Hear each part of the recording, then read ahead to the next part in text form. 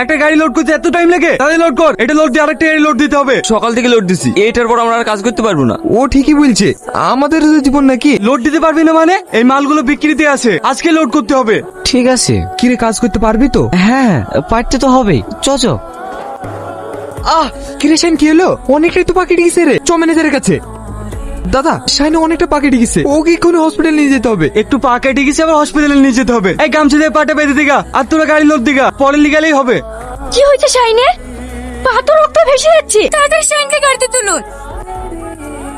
ম্যাডামের দৌড়টা দেখেছেন? শাইনকে নিজের গাড়িতে করে হসপিটাল নিয়ে গেল। আপনি হয়তো বিষয়টা সিরিয়াস নিচ্ছেন না, কিন্তু ওদের মধ্যে কিছু তো একটা ব্যাপার আছে। আমি এই ব্যাপারটা মাঝে মাঝে দেখি, বিষয়টা নিয়ে ভাবতে হবে। শাহিন, কি হয়েছে তোর? তেমন কিছু না, পায়ে ইট পড়ে একটু কেটে গেছে।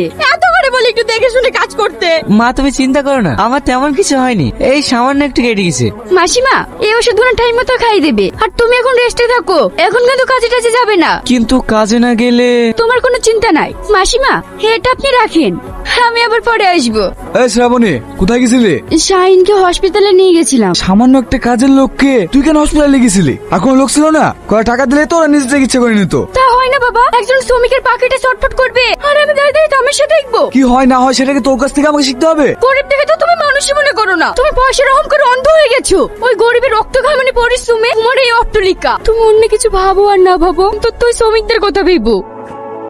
শুনলেন তো দাদা ওই ম্যাডামের কথাবার্তা? তোদের এই ম্যাডামের সাথে আগে বিয়েটা হতে দে, তখন তো আমি এই ফ্ল্যাটে ম্যানেজার থাকবো না, মালিক হয়ে যাবো। তারপরে দেখবো তোদের এই ম্যাডামের কত দেমা।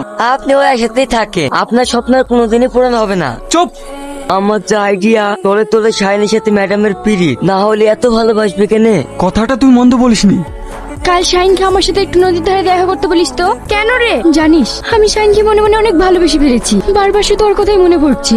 ভাটার একটা শ্রমিক কে তোর বাপ যদি জানতে পারে তাহলে কি হবে একবার ভেবে দেখেছিস? তাছাড়া আমি যতটুকু জানি তোর বিয়ে তুই ম্যানেজারের সাথে হবে, ওই জানোরটার সাথে। ও তো মানুষের মধ্যে পড়ে না। ও গরিব হতে পারে, কিন্তু ওর মধ্যে একটা সুন্দর মন আছে। তো যা ভালো হয় তুই তাই কর, চ এখন।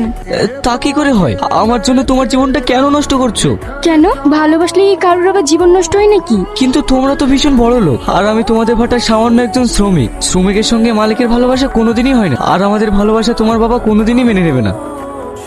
শ্রাবণী, সারা ছোট লোকের বাচ্চা আমার ঘরে মান সম্মানে ছেলেবিড়ি খেলিস? শালা ভিখারি বাচ্চা, তোর এত বড় স্পর্ধা!